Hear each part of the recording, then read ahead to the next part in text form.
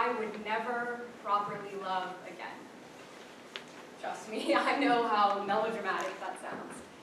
And to be honest, that's always my issue. I avoid talking about my mental health like the plague, all at the risk of sounding too melodramatic.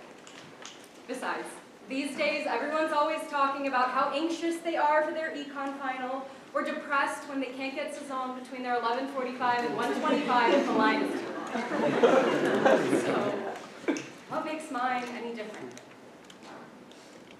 took me a while to actually overcome my cynicism and acknowledge that there was a problem. It took me even longer to give therapy a try, subjecting myself to hours in a room, reliving things I tried to forget. Accepting professional help after being sexually assaulted, that isn't exactly a walk in the park. Forcing yourself to find comfort amidst the discomfort that is your life, that isn't really one of them. But before I go any further, I'd like to clarify.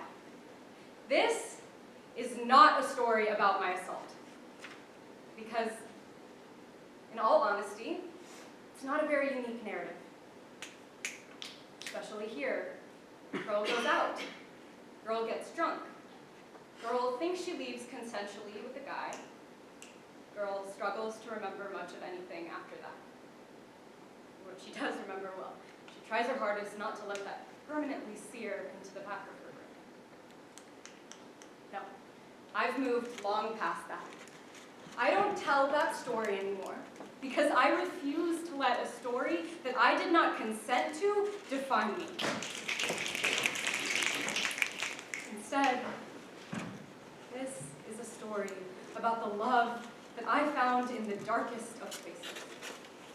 This is a story that preaches it is possible to be broken and loved. And more importantly, that it is possible to love and be broken. Cue the cliche music. For the first few weeks following my assault, I thought I was coping pretty damn well.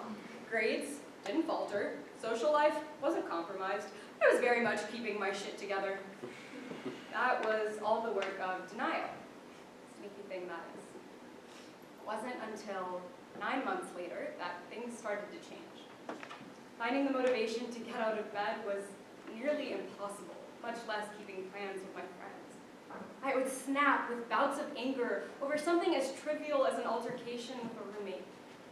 Hearing even the slightest mention of shooters would send shivers down my spine and shut down my brain and body. I used to spend the majority of my days in solitude, finding even the slightest possibility of having a panic attack in front of another person absolutely mortifying. I used to wish that I had kept all of this from my therapist, because there is just something about being told, you have post-traumatic stress disorder. It made everything way more real than I wanted it to be. The only thing I knew for sure after coming to terms with the emotional baggage that came with a label and a prescription of antidepressants was that I didn't want to be saved. I wanted with my whole being just to come out of this thing unscathed. And what I wanted, even more than that, ironically enough, was to be loved. I wanted to be loved so badly. I looked for it in places I knew it couldn't exist. In one-night stands, in first dates that ended without a second, in the midst of half-assed things that Duke students love to fling themselves into. I didn't love myself. I accepted my pain as part of my narrative, and I accepted that I probably wouldn't ever be able to get rid of it. I wanted to mourn the person I would never get to become because of it. At the same time, a part of me just wanted somebody to fix it. A little Disney princess that had been raised inside of me wanted a Prince Charming to fix the broken baby bird in front of him and carry me off into a happily ever after. A little hard to do, considering I refused to tell anyone I dated about the nightmares that kept me up at night.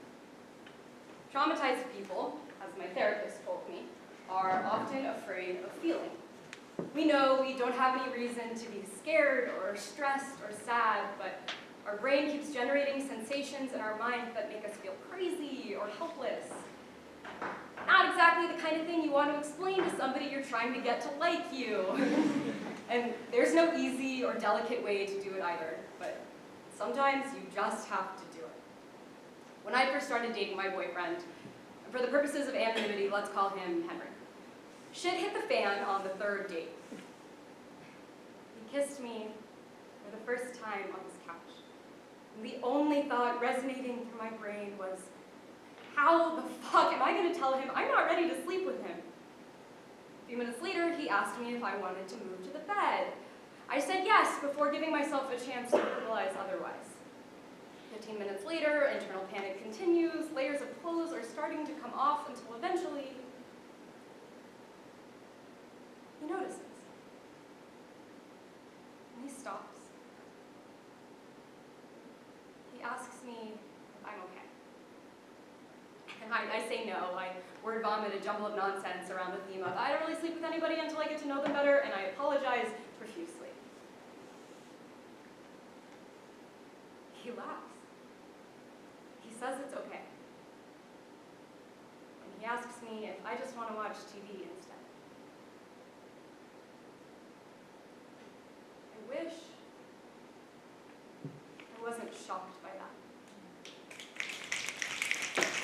I wish the fact that he took my no as a valid response wasn't a pleasant surprise. But it was. And for the first time, I could feel a small, gleaming possibility of me actually being comfortable enough with somebody to let them in. So I tried. The next morning, I sent him a monstrously long text message, apologizing again for the night before, explaining the real reason I hadn't wanted to do anything, and identifying myself as a survivor of sexual assault. Henry was at my apartment a short while later. He sat with me for 5 hours as I told him my story, talked about how I was feeling and the things I was scared of. 5 hours. And he didn't say a single word. He sat with me and he held my hand and he tried to understand. He thanked me for sharing my story. He told me he was proud of me. Not once did he say he was sorry. A few days later, feeling invigorated for being and feeling seen, I downed my anxieties with a bottle of wine and put myself on a mission. It had been a few weeks since we met, and I wanted to have sex. And I almost did it. But my first attempt ended with me hyperventilating on top of him, crying and screaming, and then running to his bathroom to throw. When I came back, he rubbed my back until I fell asleep. 1 year later, and we're still together. 1 year later, and I still get scared sometimes, and I push him off of me when I forget, and I think that he's somebody that he's not. 1 year later, he still pulls me close to him. Remind me that he's here. He's not going to hurt me. Maybe, to some of you, the story doesn't seem that extraordinary. After all, everyone likes to think they're the kind of person who would help someone through their trauma following an assault. But the fact of the matter is, society still goes farther to romanticize mental illness than we do to understand it. We act like we're so activist and aware, throwing around words like bystander intervention, or mandating PAC training within every fraternity and organization. All of the savvy psych majors in the room wouldn't bat an eyelash before rattling off the DSM-5 identifiers of a panic attack or a depressive episode. How many of you knows what it feels like to have the person you love yell and scream at you, treating you, just for a moment, like the person who raped them? And how many of you know you would be patient enough to stick by someone through their trauma day and night and wholeheartedly promise to pick them back up on their feet when they're overcome with the exhaustion that accompanies fighting to survive? Survivors of sexual assault have been violated so severely that we've had to teach ourselves how to trust again. We live every day actively reminding ourselves that it's okay to let other people in. Some days we succeed in that. Other days we don't. So don't tell someone you'll be there for them unless you know you'll run to their side when they hit rock bottom. Never underestimate the pain of a person. This is Duke, after all. Everyone is struggling. Some of us are just better at hiding it than others. And so many people can't even begin to understand what it's like to have to explain what's going on in your head when you can't even understand it yourself. Loving someone with a mental illness isn't easy. So if a survivor opens themselves up to you, don't take that for granted.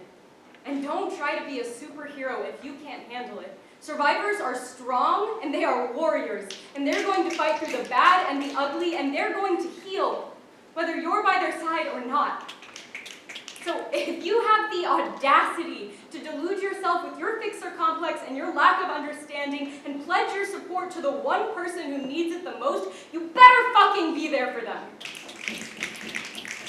You wouldn't apply for a job if you knew you weren't qualified for it. There's no shame in telling someone that you want to help, but you don't know how.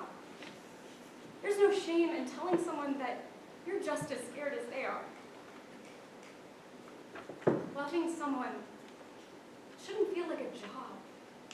It shouldn't feel forced. It should feel natural. It should feel magnificent. Real love flourishes even in situations like these in all of its raw beauty.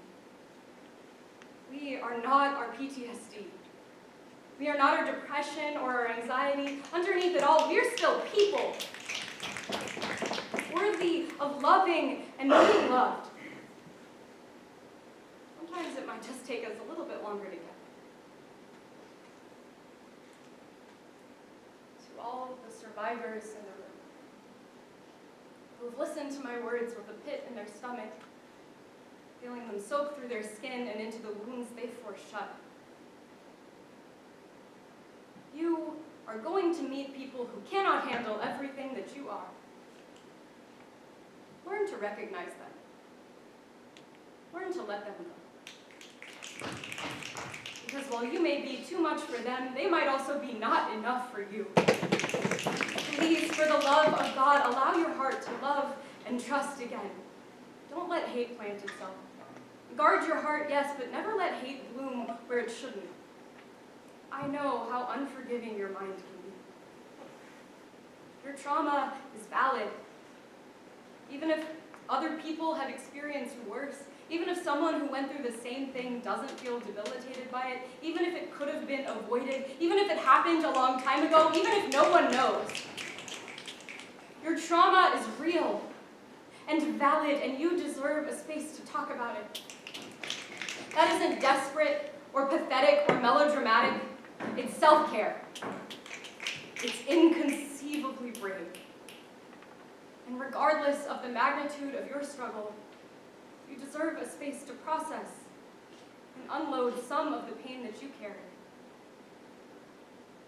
Your trauma matters. Your pain matters. And your experience matters. And nothing and no one can take that away from you. You are worthy of peace and empathy and so much love. I hope you allow yourself to feel it. I did. And I have welcomed the feeling of being alive every day since.